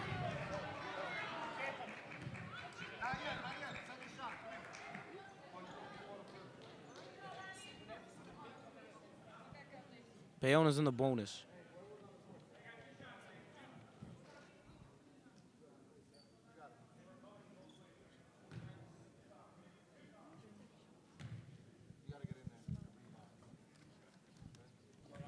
Here's the first shot from Dasher. Yes. Hernandez preaching, rebounding for his girls down the stretch.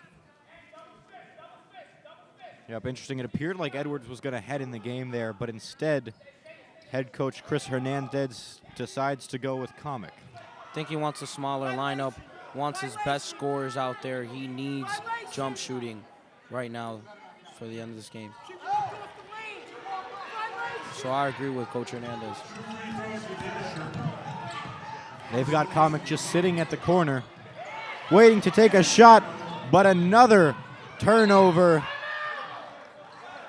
as Alani Dasher falls on it. And Bayonne Did they get their timeout? No, it's a foul coming from Chelsea Perry.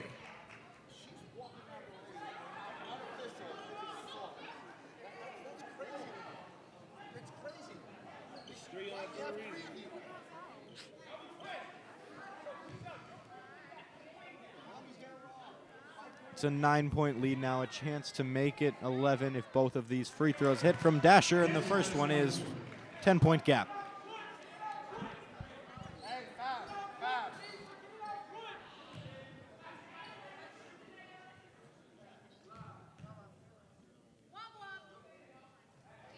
The second one swishes as well. A minute and 20 seconds now to play. After the game, we've got our post-game show as usual, along with our post-game interviews. And that should about do it with a minute left, down 11. Hudson Catholic made it interesting for a little bit, but they...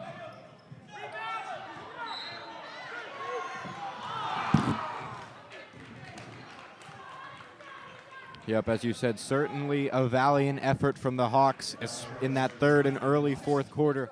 They made this a much more competitive game than we expected at first. Very, very unfortunate bounce there for the Hawks. Everyone was begging for an and one there. Akinola almost delivers, looking to make this just a single-digit deficit. She will not because she misses the first free throw. Perhaps cut the lead down to 10, though, if she makes the second one. In comes Skylar Clark.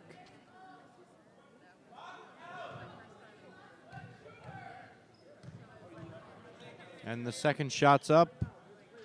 Got it.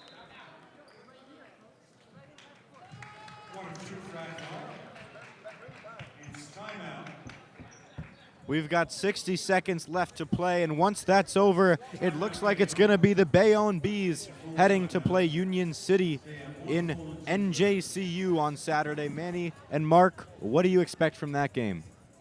So, not to get ahead of ourselves, this one looks about over. Never say never, but it looks like we're going to see the Bees going against the Lady Eagles, like you said. I think it's a whole bunch of star power. We probably have the best big in the county, Mackenzie Neal, arguably the best guard in Jada Guerra, arguably the best overall player in Orifice. So I think it's going to be a treat. You have so much star power, so much possibilities of what can happen. The favorites going in are the Bees' #1 seed, but what we've seen from today, Union City looks like the all-around better team, shooting better, offense running better, just they dominated more than what we've seen a struggling Bees team.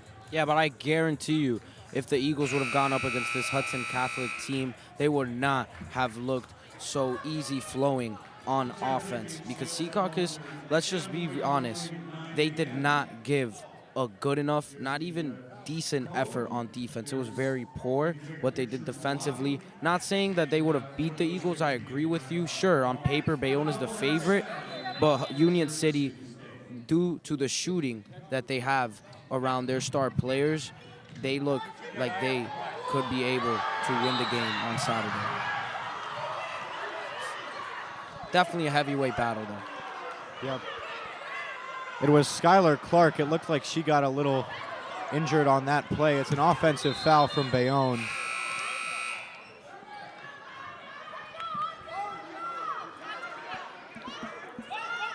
If you're Union City, right, you're watching this game, you see all of Bayonne's offense is Mackenzie Neal. There's really nothing to it, at least of what we've seen in this game. What are you telling your team? Do the same exact thing that Hudson Catholic did, because at the end of the day, Union City knows that they have better offensive weaponry than the Hawks. If they have this pretty much same exact defensive game plan that Hudson Catholic has had, they should be able to win the game. They've done an exceptional job on defense. It is not about that. That is not the reason that the Hawks look to have come up short in this game.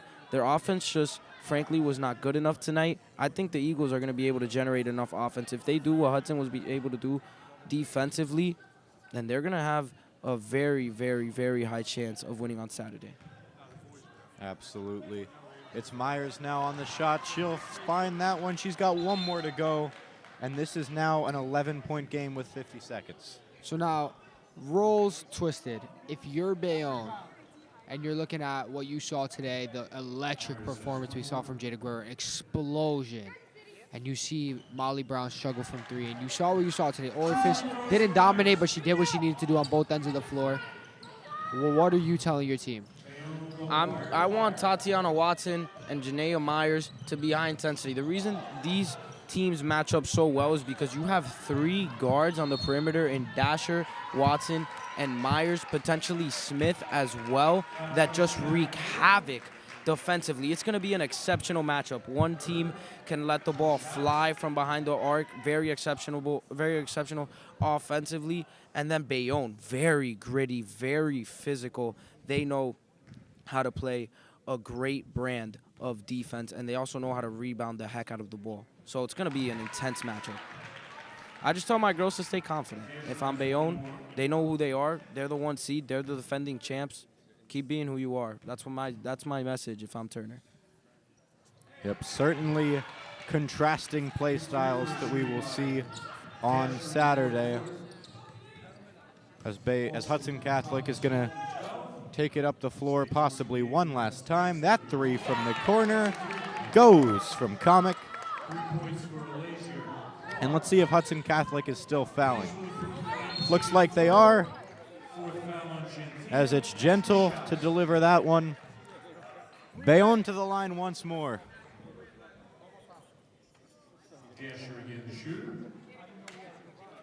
Before we keep looking ahead to the championship game, I just want to talk about and shine light on this Hudson Catholic team. Came in as the number 4 seed, got blown out previously by Bayonne twice during the regular season.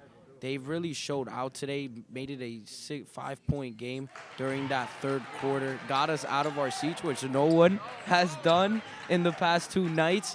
What a job. It's a team that is fairly young on paper and can perhaps be back next year. Great job for Hudson Catholic. I think they're also going to make some noise in the state tournament.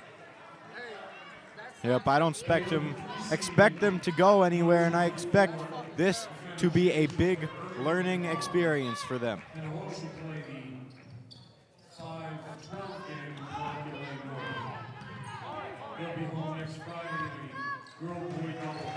That's going to do it for the HCIAL Girls Semifinals here in Secaucus, New Jersey. It's Union City and Bayonne that come out with the wins today, and that means that you'll see them at 12 p.m. on Saturday, the HCIAL Finals. What a game. What a series. And we are going to go up to Jose. Post-game show starts right now.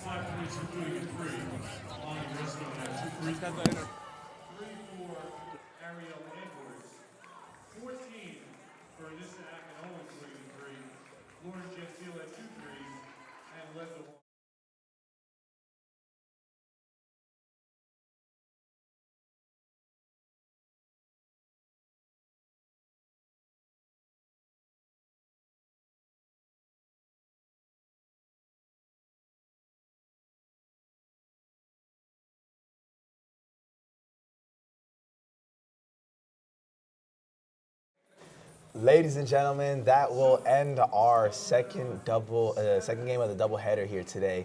Ladies and gentlemen, it was Second doubleheader too. Yeah. Second doubleheader, yeah, yesterday and today, the second game of our doubleheader indeed. And it was an impeccable win by Bayonne, 54-41. Yeah. I'm not gonna lie, it got close in the 3rd quarter, but did. Bayonne kind of said, yeah, that's not happening this year because they had a 23-point 4th quarter. We'll just go over the numbers. We'll start with the 3rd quarter. In the 3rd quarter, Bayonne scored 12 points and Hudson Catholic scored 17 points. So Hudson Catholic had a nice showing. It looked like it was going to be competitive. It was 31-26. It looked like it was going to go down to the last few minutes. It was going to be a nail biter. However, Bayonne said, yeah, that's not happening. And they got big.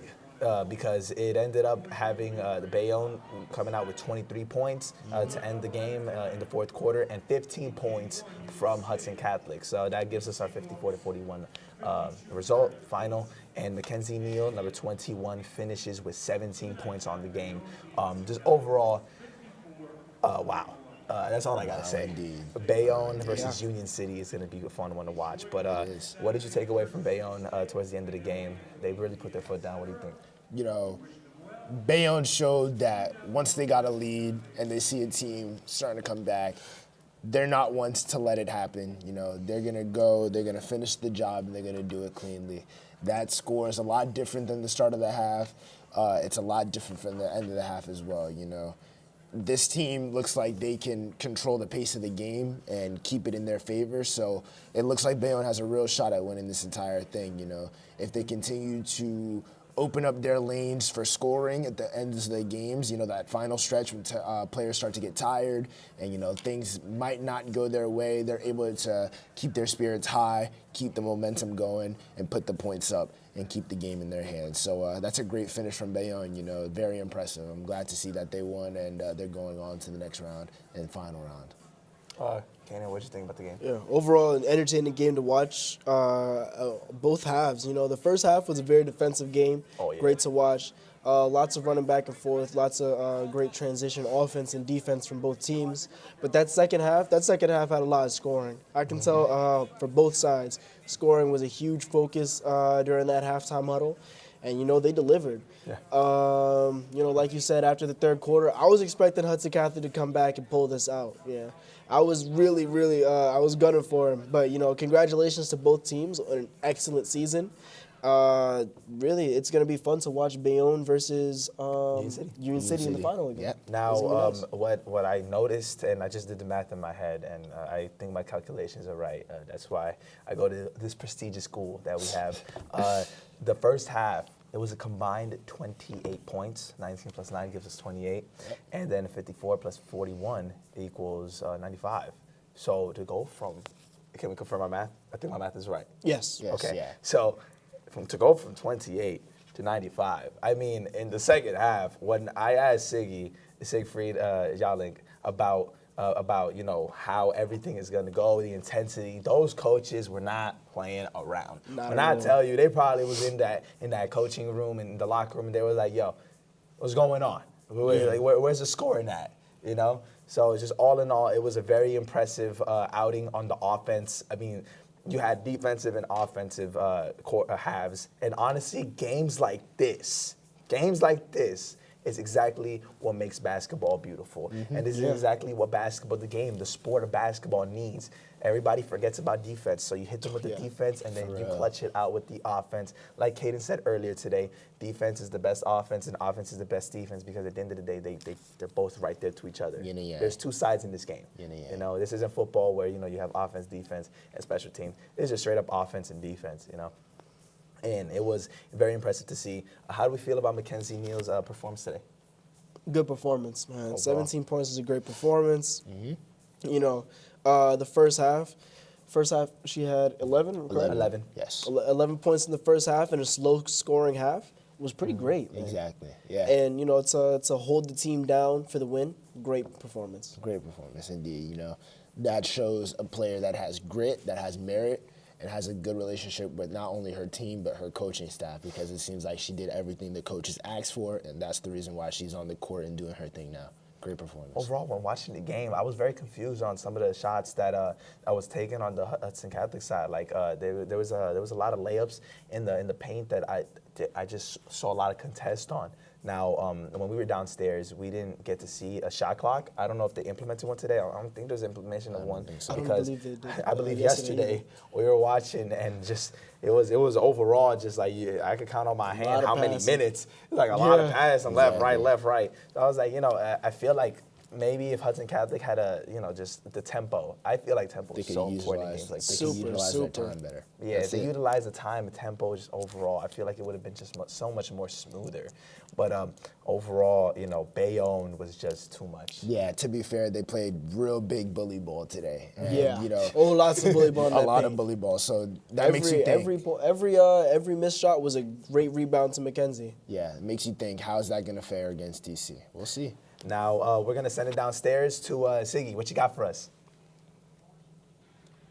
Okay, Mackenzie Neal, 17 points to lead your team to the final. How do you feel about that? I feel pretty good. How do you think you're going to carry yourself into the game against Union City and GCU? Play the same.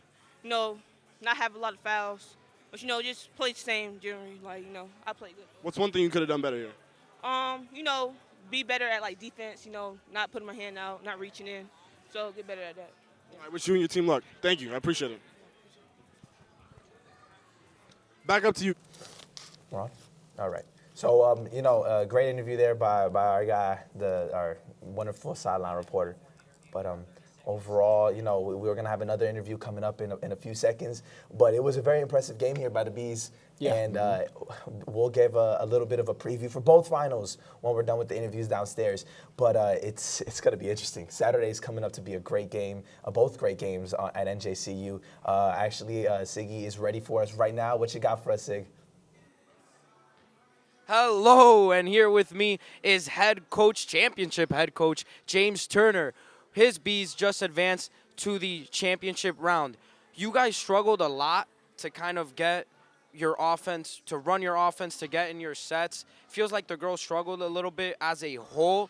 What's your message, especially to the young guards? Because at the end of the day, you guys have a lot of experience, but it's still a young team. What's your message to the young guards that are going to have to show up on Saturday? How do you look to help them adjust? Well, we're just going to have to take care of the ball better. I think, we got into a good rhythm early on, and then we kind of got away from it, went inside the first maybe 6 or 7 possessions, and Mackenzie scored, the first 8 points. And then, second, third, fourth quarter, we kind of got away from it. It became like a slugfest. It was sloppy on both ends. We went 23 for 26 from the line. That was the difference. And I told the girls, if your shot's not falling, try to get to the foul line. I'm curious to see how many foul calls were called today. I'm going to look at that later on, but it was a lot of fouls. This game was almost like a 3-hour game. But, nonetheless, I always say I'd rather an ugly win than a pretty loss. So, I'll take the win.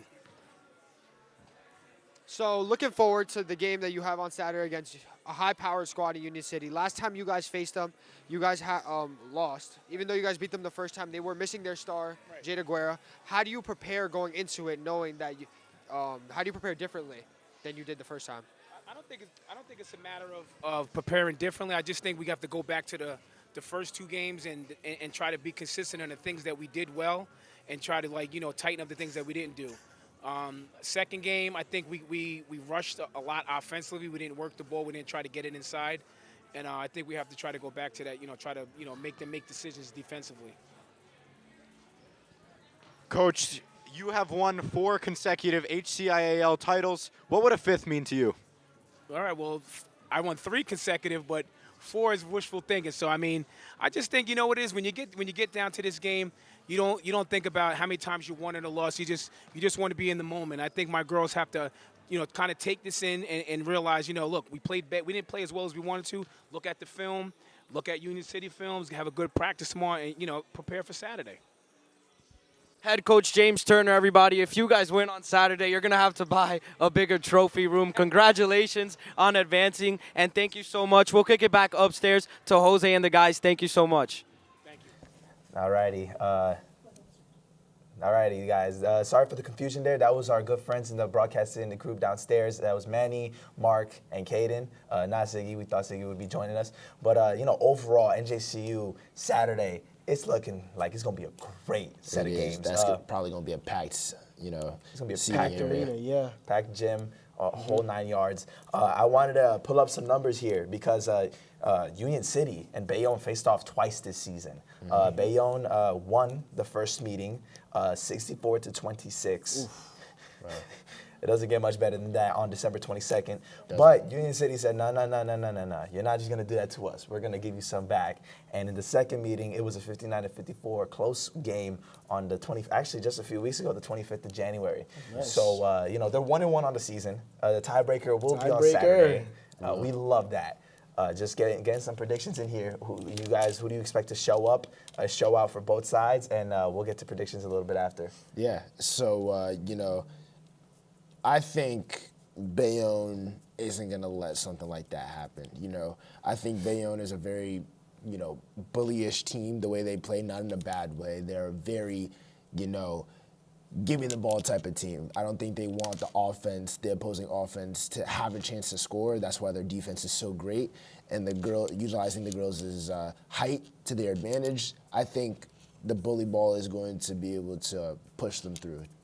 It's really like a bad boy Pistons type of vibe. It is. Yeah, exactly. for sure. Back in the day with Zeke and Isaiah Thomas, Zeke, and Dennis Rodman and all of them. How you feel? I'm gonna say, give me Bayonne. Oh, Give me Bayonne, man. I mean, Bayonne, if they play like they played today, I mean, they have a great chance. Mackenzie's hot. She's Mackenzie's hot. hot. She's coming off a good game. She's ready.